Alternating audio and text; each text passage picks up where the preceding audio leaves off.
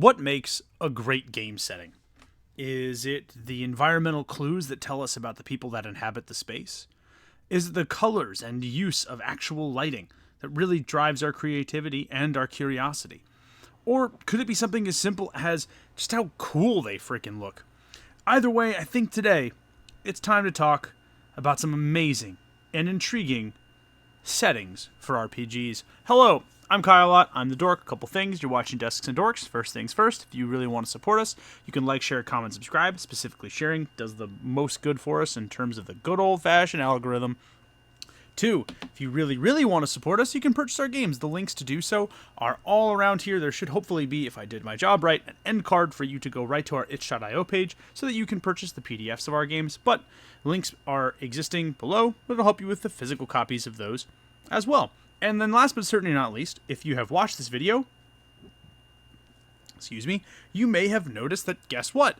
We have advertising now. We actually made YouTube partner, and I talked a little bit at length in a community post about it.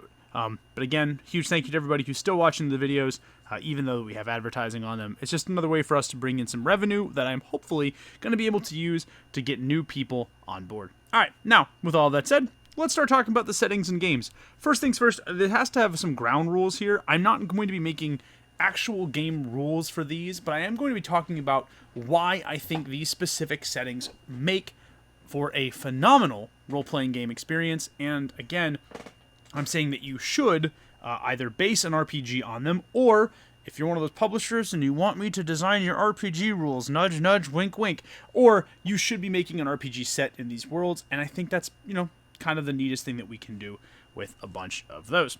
Now, let's start talking about one of my all-time favorites, A City in the Clouds, a city of fallen dreams and terrible potential. I'm talking, of course, about Colombia from BioShock Infinite. If you are a fan of this particular game, you'll know why I selected these screenshots.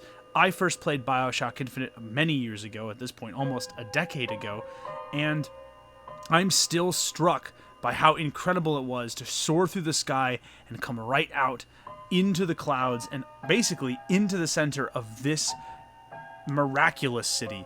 Now, much like everything else, BioShock Infinite and the setting of Colombia itself is a beautiful, ornate wrapper that disguises a very bitter, ugly pill to swallow. But I do think it is a core experience that should not be missed, and it's a setting that I think would do very, very, very, very well in a role-playing game setting. Now, why exactly do I think that would be the case? So, let's talk. The first thing that I think makes this setting special is juxtaposition. There's quite a bit of land mass in Colombia, despite it being a quote-unquote city. It is very vast-looking. However, that is juxtaposed almost immediately by the fact that it is suspended in mid-air, thousands and thousands of feet above the ground. The other thing that I want to talk about in terms of juxtaposition is the fact that it is so beautiful, so interesting, and so vibrant, but it is basically used to house incredible amounts of xenophobia and racism.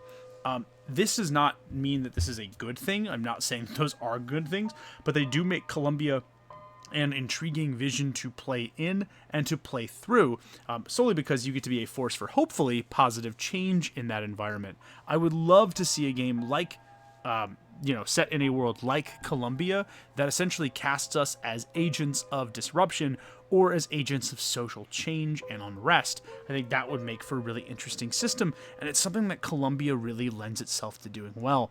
I do think another thing that we have to talk about is its historical accuracy mixed with the crazy sci-fi elements. If you have noticed anything right now, they called this like dirigible punk, I believe is what Ken Levine, who is the game's director, said when they were making this. It feels very steampunk-esque, but it's its own very specific twist on what airborne life in Colombia would look like and would be like. And I think that's kind of really, really neat. You've got massive airships. You, of course, have the wonderful sky rails. You have very intriguing weapons, as well as, of course, vigors, which are that thing that you just drink and you chug it and you get like crazy superpowers.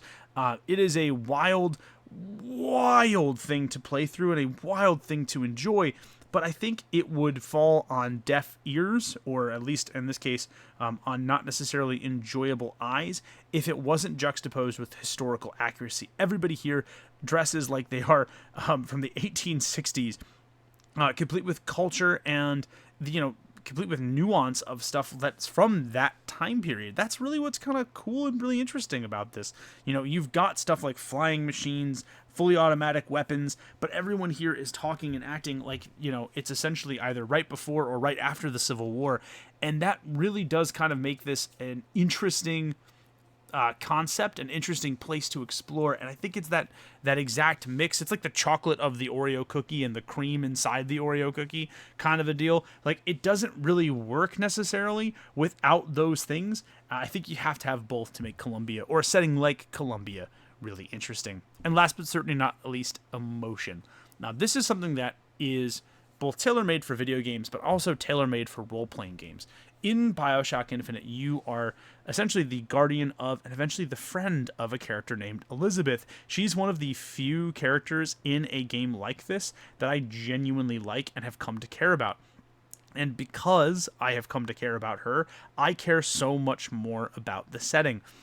BioShock Infinite very smartly, very wisely leans on the attachment that people build up with this individual character, and it's from those emotions, from that attachment, that real tension truly stems from. If you're going to make a world like Colombia in your games, you do, however, need to make an NPC or a group of NPCs that your players not only are interested in being around, but genuinely care about or grow to care about over the course of your game, because by doing so, it's going to make all of those juxtapositions and the desire to make this world a better place much, much stronger, because if they're not necessarily going to do it for themselves, they will do it for the people that they have come to care about. And genuinely, I think that's one of the things that makes Colombia and going through Colombia as awesome and as interesting as it is.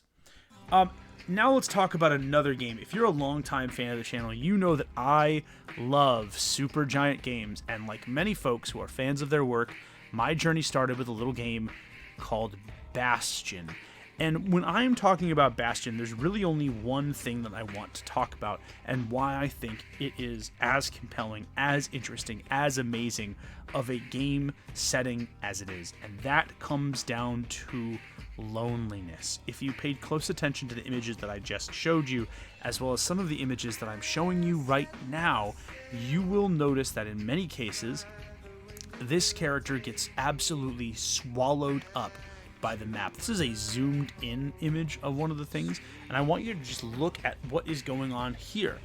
It's a world of bright colors, that's very good, and your character is alone, not necessarily totally bright. There's like reds and whites that make him stick out, but in comparison to the lush greens, or I'm going to go back a little bit, the lush greens, blues, and golds, your character is bright enough that it's able to be seen by you, the player, but it is sort of lost in the scope and kaleidoscopic amount of colors that are present here. The other thing to make note of when we're talking about this setting of loneliness is the calamity, which is essentially the crisis thing that happened in the game world that has rendered this character alone. You might be taking a look at that lovely little mustachioed man with the cowboy hat. He's not actually a man, he is a statue.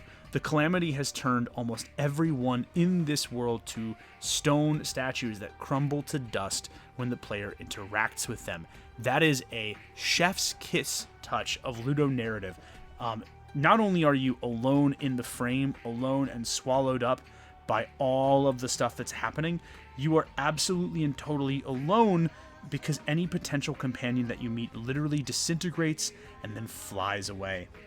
This thing is actually, or this sense of loneliness is essentially compounded by the fact that there is a narrator in the game, and the narrator is the only one that is speaking dialogue. If you were going to make a game world like Bastion, it needs to lean on the loneliness. Now, I have included this slide right here, this image right here, whatever you want to call it, because at the end of the game, our main character, who's just referred to over time as quote-unquote the kid, does eventually find and make some friends. And inevitably, it is the end of his loneliness that truly brings out the emotional catharsis and emotional punch of this particular game. If you're going to make a game of your own that looks or emulates Bastion, I think the one thing, the major emotion that you need to lean on when you're doing that is loneliness. Create a game world that swallows your players up. Force the players to contend with the fact that they are dealing with a world that is not just completely foreign to them, not just completely alien to them, but hostile to their very existence. And I think you will build a setting that is deeply compelling as the players learn to eke out as much as they can when they are their only true company. And with that, folks, those are two settings I think are really cool. I hope you all enjoyed this. Please make sure to like, share, comment, subscribe. Really do appreciate it. As I said before, I'm Kyle. I am the Dork. And again, if you really want to really support us, please get our games from World of Game Design, Indie Press Revolution, Exalted Funeral, or Worldwide Distribution. But until then, folks, I'm Kyle. You are all absolutely amazing. Try some of these settings on, or at least talk about some of the things, or at least use some of the things that we talked about here in your own work. I think you will be both readily surprised and greatly happy with the result. All right, and I think that's going to be it for me, folks. Again, have a great one. Kyle from Desks and Dorks, and I'll see you in the next one.